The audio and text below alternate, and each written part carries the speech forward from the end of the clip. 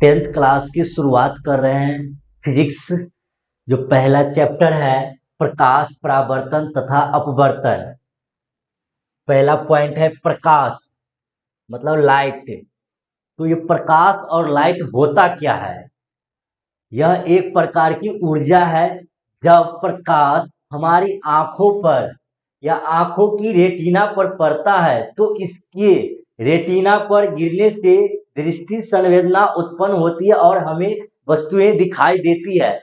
मतलब लाइन ये बोल रही है कि कोई भी प्रकाश की लाइट आती है किसी वस्तु पर पड़ने के बाद, वहां से वस्तु के पड़ने के बाद हमारे आंखों पर रेटिना तक पहुंचने तक संवेदनाशील होती है तो हमें वस्तु दिखाई देती है।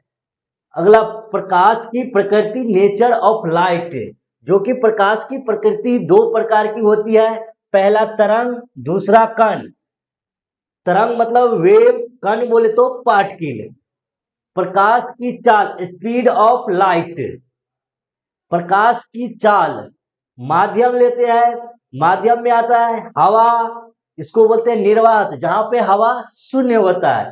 कांच, ग्लास, कांच का मतलब शीशा, ग्लास ये हो गया आपका पानी, वाटर। उसमें प्रकाश की चाल सब में हर एक माध्यम में अलग अलग होती है। हवा और निर्वात में प्रकाश की चाल 3 × 10⁸ मीटर प्रति सेकेंड।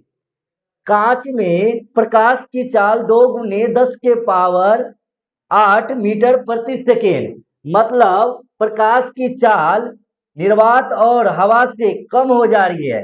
पानी में प्रकाश की चाल 2.55 × 10⁸ मीटर प्रति सेकेंड। तो इससे हमको पता चल रहा है कि निर्वात और हवा में प्रकाश की चाल से कांच और पानी में प्रकाश की चाल कम हो जा रही है। अगला पॉइंट, दीप्त वस्तुएं, प्रतिदीप्त वस्तुएं, ग्लोइंग ऑब्जेक्ट। दीप्त वस्तुएं और प्रतिदीप्त वस्तुएं क्या होती है? जो वस्तुएं स्वयं प्रकाश उत्सर्जित करे उन्हें दीप्त वस्तुएं कहते हैं। जैसे कि दिया हुआ है सूर्य, तारे, जुगनू, विद्युत बल्ब।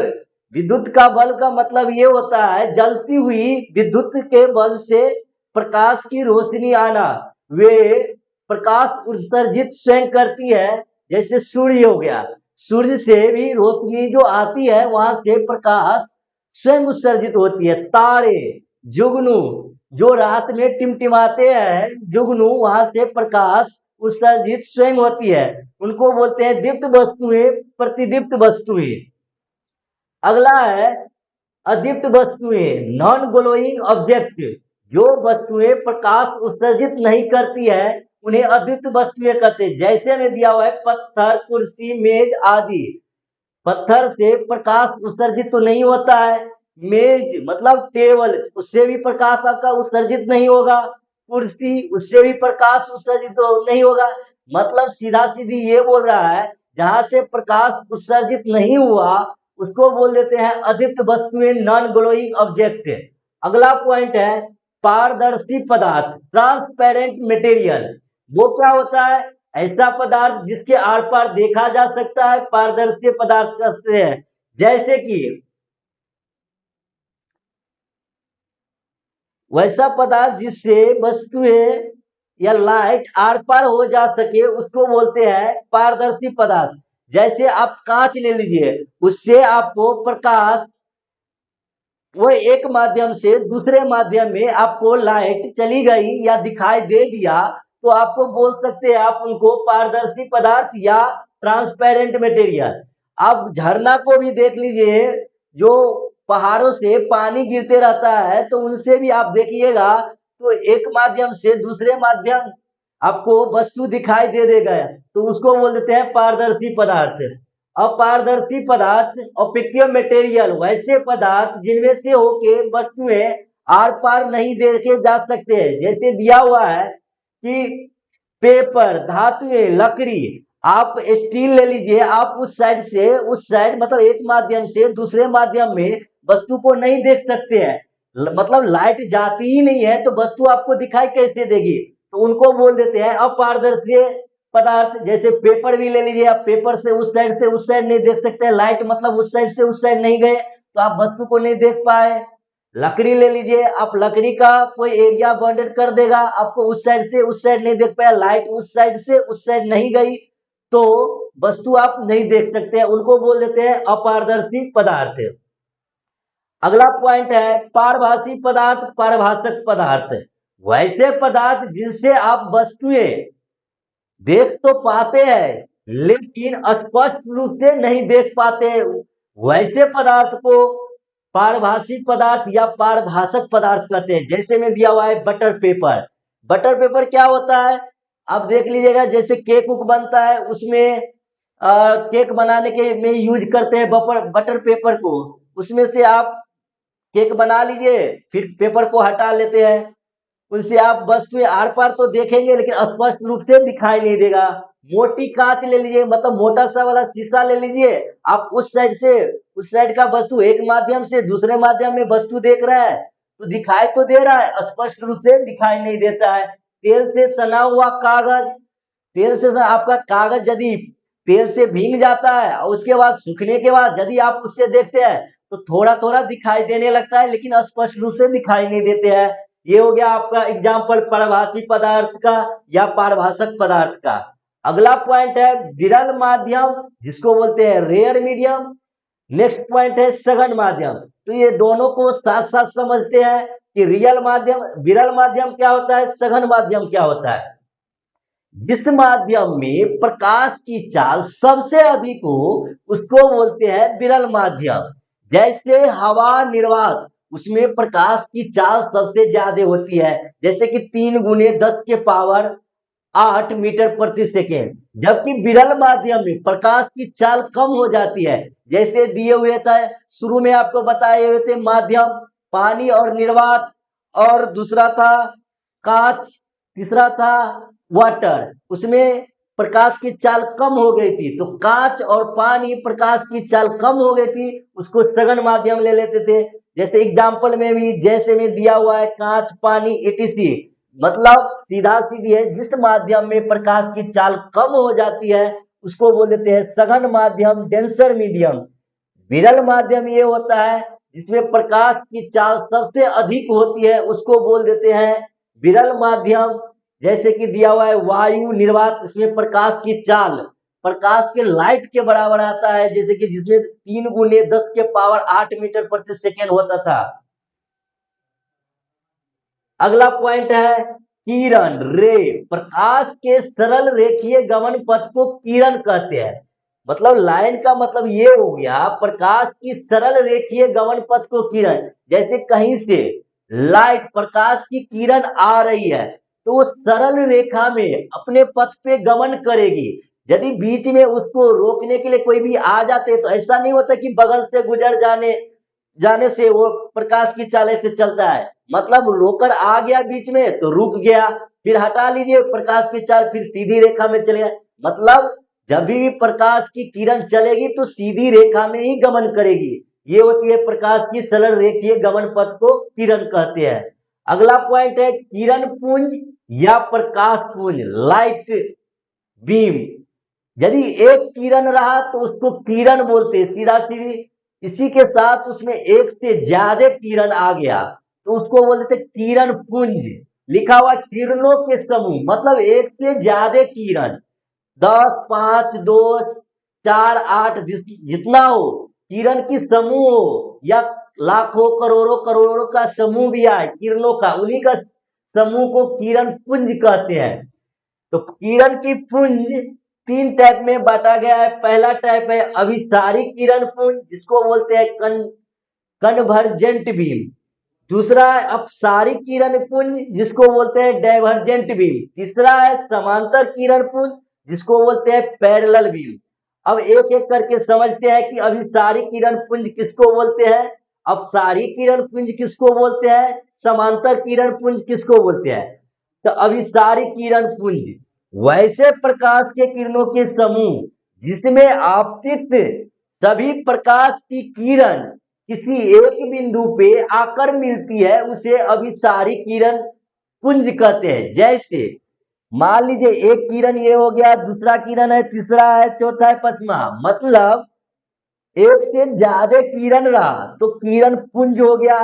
वो सारे किरण पुंज एक पॉइंट पे आकर मिलेगी या अपसरित होगी, उसी को बोल देते हैं अभिसारी किरण पुंज। अगला पॉइंट है अपसारी किरण पुंज। यदि प्रकाश की सभी किरणें के समूह किसी एक बिंदु से आती हुई प्रतीत होती है तो उनको बोल देते हैं अपसारी किरण पुंज। देख लीजिए जैसे फिगर में दिया हुआ है, एक पॉइंट दिया हुआ है, वहां से एक से ज्यादा बहुत सारा किरण पुंज निकल के या किरणों निकल के आती हुई प्रतीत होती है तो उनको बोल देते हैं अपसारी किरण पुंज। नेक्स्ट पॉइंट अगला दिया हुआ है समांतर किरण पुंज। वैसे प्रकाश को किरणें के समूह जो कभी आपस में नहीं मिलते और सदैव एक दूसरे के समांतर चलती है तो उसे समांतर किरण पुंज कहते हैं।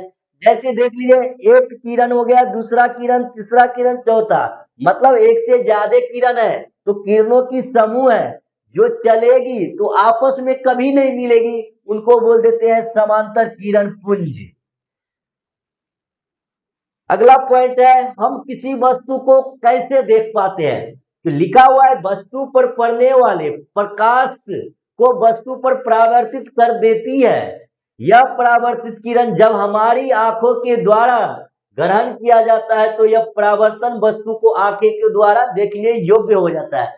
मतलब ये हो गया कहीं से भी आप सूर्य से ले लीजिए या लाइट के ट्यूब ले लीजिए, कहीं से बल्ब से लीजिए, वहां से प्रकाश की किरण आ रही है तो वस्तु पर पड़ने के बाद वहां से परावर्तित होके हमारे आंखों पर पड़ती है परावर्तित किरण, उनको ग्रहण करके उनको तब ये परावर्तित वस्तु हमको दिखाई देता है या दिखाई देने योग्य हो जाते हैं, उनको बोलते हैं हम किसी वस्तु को कैसे देख पाते हैं, वो समझ में आ जाता है इस लाइन से। अगला दिया हुआ है प्रकाश की किरण।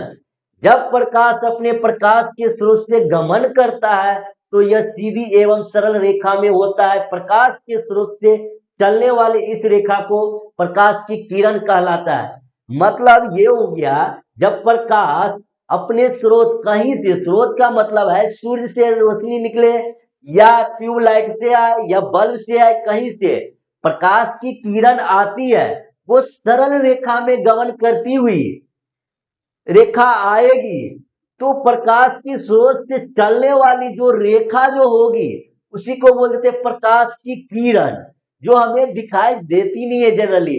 वो प्रकाश की किरण या ट्यूबलाइट से यदि प्रकाश आ रही है वो सरल रेखा में गमन करती हुई आएगी तो उनको बोलते हैं प्रकाश की किरण।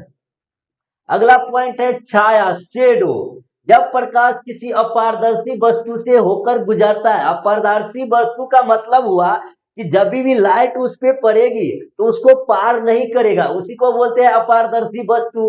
तो उसको जब लाइट पार नहीं करेगा मतलब लाइट उसको एक माध्यम से दूसरे माध्यम में नहीं जा पा रहा है तो प्रकाश की किरण परावर्तित होगी, टकरा के वापस चली जाएगी।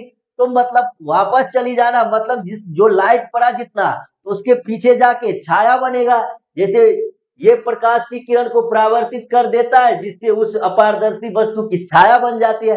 जैसे मेरे ऊपर लाइट कहीं से ट्यूबलाइट से हो या बल्ब से हो लाइट पड़ेगी तो मेरे ऊपर लाइट टकरा के परावर्तित हो गई, मतलब मुझे लाइट पार नहीं करेगी, टकरा के परावर्तित हो जाएगी तो मेरे पीछे एक छाया बनेगा, मेरा शेप का एक शेप बन जाएगा जिसको बोल देते हैं छाया या शेडो। अगला है प्रकाश का विवर्तन।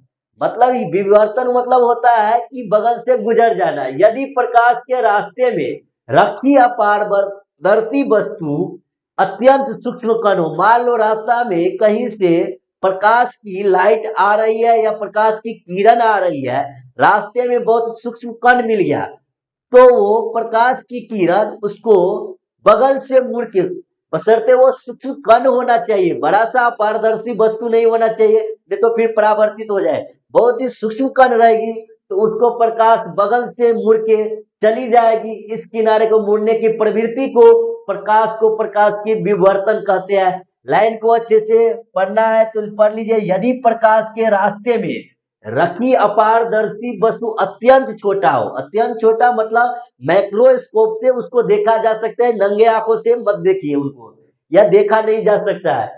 तो इस प्रकाश सरल रेखा में चलने की अपेक्षा वो मान लीजिए रोकने का काम किया सूक्ष्म कण, तो वो चलने के बजाय उससे बगल से मुड़ जाते हैं, वो प्रवृत्ति दिखाता है। इस प्रभाव को प्रकाश की विवर्तन कहलाते हैं या कहते हैं। प्रकाश के गमन करने के कितने सिद्धांत है? तो दो सिद्धांत है।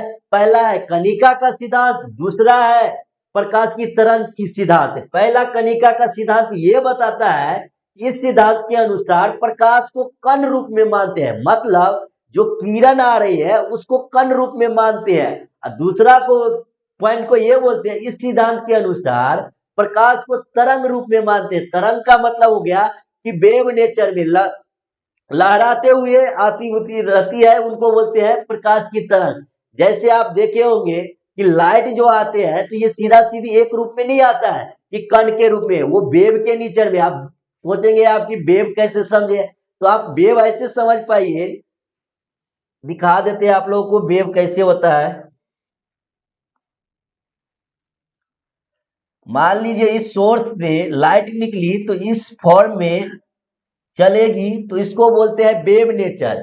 मतलब आप तालाब में जाके एक स्टोन फेंकिए, तो आप किनारे पर खड़े हो जाए या किनारे से एक स्टोन फेंकिएगा, जहां पे गिरेगा स्टोन तो वहां से आपको पानी लहराते हुए आएगी, तो ये ऐसे ही शेप बनाएगी। तो इनको बोल देते हैं वेव फॉर्म या वेव का रूप। तो ये होता है पदार्थ का तरंग का सिद्धांत। कणिका का सिद्धांत तो समझ लिए आप, प्रकाश के कण को रूप में माना जाता है, उनको बोल देते हैं कणिका का सिद्धांत।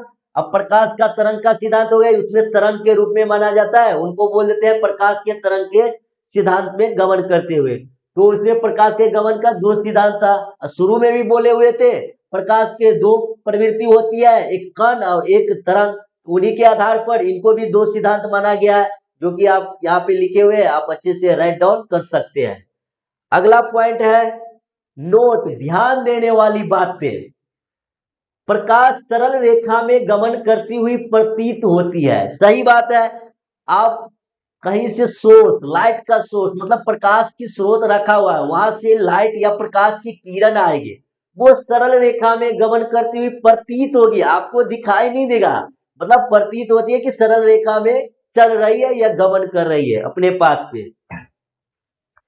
अगला सेकेंड पॉइंट है, प्रकाश की किरणें जब किसी वस्तु पर पड़ती है तो उस वस्तु का द्वारा प्रकाश परावर्तित होके या हो जाता है, या परावर्तित प्रकाश जब हमारी आंखों पे पहुंचता है तो वो वस्तु हमें दिखाई देती है। आपको शुरू में ही बोले हैं कि यदि कहीं से प्रकाश स्रोत हो या वहां से लाइट निकल रही हो, तो उनका किरण पहले किसी वस्तु को देखना है तो उस वस्तु पे पड़ेगी, उस वस्तु से परावर्तित होके हमारे आंखों पर पड़ेगी, तब हमें वो वस्तु दिखाई देती है। तो वो सेकेंड पॉइंट हो गया। तीसरा पॉइंट है प्रकाश की दोहरी प्रवृत्ति होती है। शुरू में ही बता दिया आपको, प्रकाश की दो प्रवृत्ति होती है, एक कण, दूसरा तरंग वाला। तो ये लिखा हुआ है पॉइंट की प्रकाश दो प्रवृत्ति की होती है, वो पॉइंट के रूप में याद करना है। नेक्स्ट है प्रकाश विद्युतीय तरंग की तरह व्यवहार करता है। विद्युतीय तरंग का मतलब होता है एनर्जी के टाइप में है। अब मान लीजिए कि लाइट जो जलता है, तो लाइट ऐसे नहीं है, विद्युत के द्वारा जला हुआ है, तो विद्युतीय तरंग, तो वो रास्ते में वेव का जो फॉर्म बनाते हैं, लहराते हुए आपको दिखाए हैं, वो विद्युतीय तरंग की तरह व्यवहार करता है, उनको बोल देते हैं विद्युतीय तरंग में। अगला पॉइंट है हवा में प्रकाश की प्रकृति अनुप्रस्थ तरंग की तरह है। अब रास्ते में अनुप्रस्थ रहती है, वो अनुप्रस्थ होती क्या है, पहले ये पॉइंट आप सबको समझा दे रहे हैं कि देख लीजिए। आपको अनुप्रस्थ मतलब ये हो रहा है कि मान लीजिए सोर्स पॉइंट है, यहां से लाइट निकल रही है, तो मान लीजिए कि चलेगी इधर और उसका कंपन हो गया ऊपर नीचे परपेंडिकुलर के रूप में, मतलब ऊपर नीचे, और बढ़ रही है आगे, तो ऊपर नीचे जो कंपन हो गया उसी को बोल देते हैं अनुप्रस्थ। मतलब जिस एलॉन्ग में आप चल रहे हैं तो उसका कंपन ऊपर नीचे होना परपेंडिकुलर लंबवत शेप में, तो उसको बोल देते हैं अनुप्रस्थ तरंग। तो यही है, हवा में प्रकाश की प्रकृति अनुप्रस्थ तरंग की होती है। तरंग में तो होती है, उसमें भी दो टाइप का होता है। तो इसमें से दो टाइप में, एक लैंग्वेजोइडल होता है, एक अनुप्रस्थ वाला जिसको ट्रांसलेटरी कहते हैं, तो उसको बोल देते हैं अनुप्रस्थ तरंग, जो ऐसे शेप में चलेगी। एक सीधे वाला में होते हैं, उनको लॉन्गिट्यूडिनल बोलते हैं। तो अपन हवा के बारे, लाइट के बारे में पढ़े हैं, तो लाइट अनुप्रस्थ तरंग में चलती है। अच्छे से ध्यान में याद रखना है, ऑब्जेक्टिव सब में पूछ देता है। ठीक है, अगला नेक्स्ट पॉइंट। अगला नेक्स्ट पॉइंट, प्रकाश एक ऐसा साधन है जो वस्तुओं को दिखाने में सहायक होती है, परंतु स्वयं दिखाई नहीं देता है।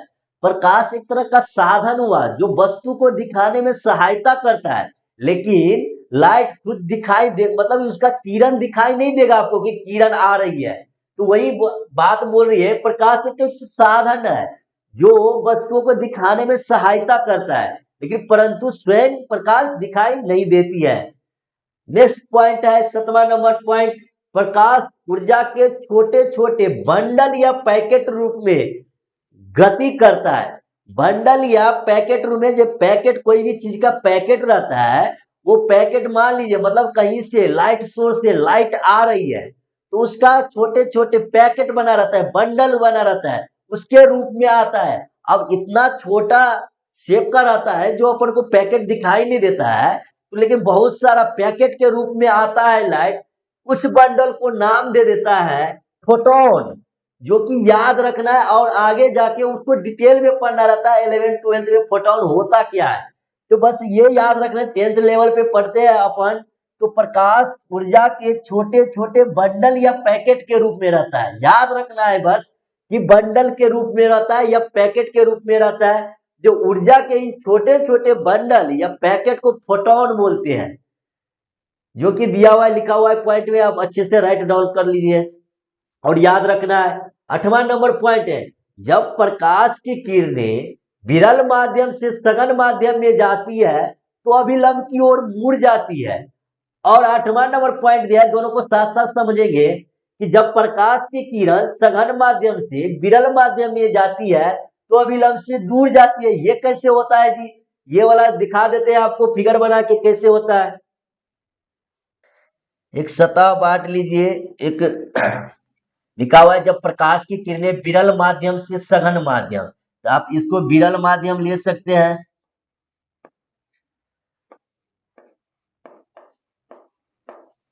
आप इनको विरल माध्यम ले लिए, इधर सघन माध्यम ले लीजिए। आप बोलिएगा कि सघन माध्यम वाला सर क्या होता है, तो आपको शुरू में बताया, विरल माध्यम में प्रकाश की चाल सबसे ज्यादा होती है, सघन माध्यम में प्रकाश की चाल सबसे सबसे नहीं, मतलब प्रकाश की चाल थोड़ी कम होती है विरल माध्यम की अपेक्षा, तो वो उनको बोल देते हैं सघन माध्यम। जैसे मान लीजिए एक सतह लीजिए, जो इस साइड है विरल माध्यम, इस साइड है सघन माध्यम। एक अभिलंब डालिए, एक अभिलंब डालिए, एक प्रकाश की किरणें, आपतित किरण गुजारिए आप, ये आपतित किरण हो गया जो सतह से टकराएगा। तो लाइन बोल रहा है विरल माध्यम से सघन माध्यम में जाएगी। देख लीजिए आप, जब विरल माध्यम से सघन माध्यम में जाए तो अभिलंब की ओर मुड़ जाती है। मान लीजिए जाना था ऐसे, इस तरफ जाती, लेकिन उसको अभिलंब की तरफ मुड़ जाते हैं वो। तो ये हो जाता है फेनोमिना लाइट को। आप ये आगे तक भी काम देता है, अगले चैप्टर में भी आपको काम देगा। जब भी विरल माध्यम से सघन में माध्यम में जाएगी तो अपने अभिलंब की ओर मुड़ जाएगी। और वही उसी का उल्टा होता है, जब सघन से विरल माध्यम में आप लाइट पास करवाइएगा तो अभिलंब से दूर भागेगी। कैसे, वो आप देख लीजिए। इस बार चेंज कर दे रहे हैं थोड़ा, ये आप ले लीजिए सघन माध्यम।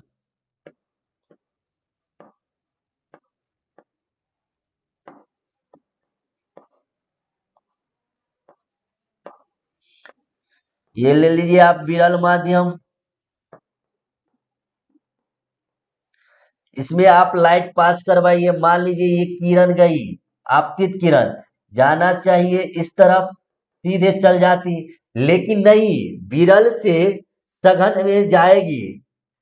नहीं, इस बार सघन से विरल मुझे भेजना है, सॉरी, थोड़ा देख लीजिए लास्ट वाला पॉइंट।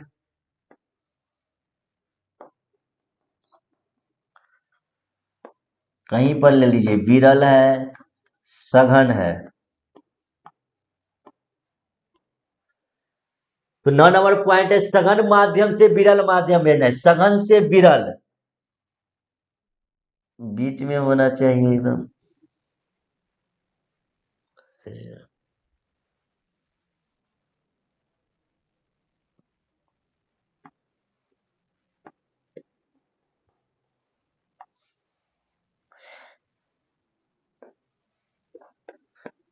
विरल माध्यम हो गया,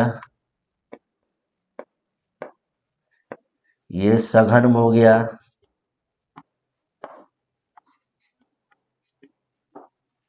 देखिए जाना चाहिए इधर, लेकिन अभिलंब से इससे भी दूर भागेगी। अभिलंब है, मुड़ जाता है इधर, सघन माध्यम रहता है, लेकिन सघन से विरल में जा रही है तो अभिलंब से दूर भागेगी, इस तरफ चल जाएगी। तो ये हो गया नंबर पॉइंट। लेकिन वही विरल से सघन में आता तो अभिलंब की ओर मुड़ जाता। तो ये पॉइंट अच्छे से याद रखना है कि यदि विरल माध्यम से सघन माध्यम में जाएगी तो अभिलंब की ओर मुड़ जाएगी, और जब प्रकाश की किरणें सघन माध्यम से विरल में जाएगी तो अभिलंब से दूर भागेगी। अगला पॉइंट है नेक्स्ट, सूर्य ग्रहण। सूर्य ग्रहण किनको बोलते हैं? जब चांद घूमते घूमते सूर्य और पृथ्वी के बीच में आ जाता है तो वह सूर्य के प्रकाश को पृथ्वी तक नहीं पहुंचने देता, इसलिए सूर्य के प्रकाश हम तक नहीं पहुंच पाता और सूर्य हमें दिखाई नहीं देता है। मतलब ये हो गया, तीन गो रहता है, एक सूर्य हो गया, एक पृथ्वी हो गया, एक चांद हो गया। इसमें बोल रहा है कि सूर्य और पृथ्वी के बीच में चांद घूमते घूमते घूमते घूमते आ जाता है, सूर्य और पृथ्वी के बीच में। तो मान लीजिए सूर्य रहा, ये पृथ्वी रहा, घूमते घूमते चांद आ गया बीच में, तो सूर्य का जो प्रकाश जाएगा बीच में रोकने का काम कर दिया कौन? चांद। तो चांद आ गया बीच में, तो उसका लाइट प्रकाश पृथ्वी तक नहीं पहुंच पाता है। तो उस केस में, उस अवस्था में, उस समय में उनको बोल देते हैं सूर्य ग्रहण। वो लाइन लिखा हुआ है, अच्छे से लिखा है, सेम टू कॉपी एकदम। जब चांद घूमते घूमते सूर्य और पृथ्वी के बीच में कौन आ जाता है? चांद आ जाता है।